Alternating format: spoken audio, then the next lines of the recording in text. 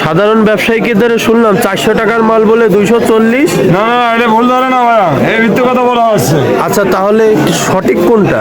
সঠিক হবে আপনার এই যে আপনার 3 কেজি 3.5 কেজি ওজনের মাছ আজকে দাম মাত্র 350 টাকা। আমরা জানলাম, শুনলাম এবং বুঝলাম, কিন্তু বড় বড় যে সাইজের মাছগুলো দেখতে পাচ্ছেন আজকে তাজা টাটকা, এইসব মাছের দাম 350 টাকা 300 টাকা কেজি দরে ঝিকরগাছা মাছ বাজারে বিক্রয় হচ্ছে।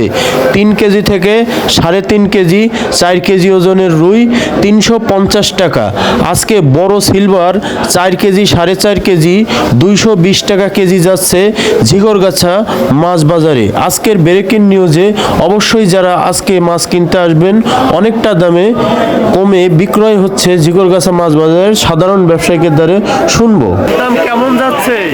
মাছের দাম খুবই কম, খুবই কম। বড় বড় রুই মাছ দেখতে পাচ্ছি, দাম কি কম না বেশি? খুবই কম।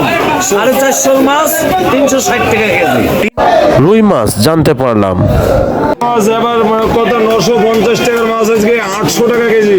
800 টাকা কেজি। অনেকটা কম। সাধারণ ব্যবসায়ীদের সাথে কথা বলে বুঝতে পারলাম মাছের দাম অনেকটাই কম আজকের বাজারে ঝিকরগাছা মাছ বাজার।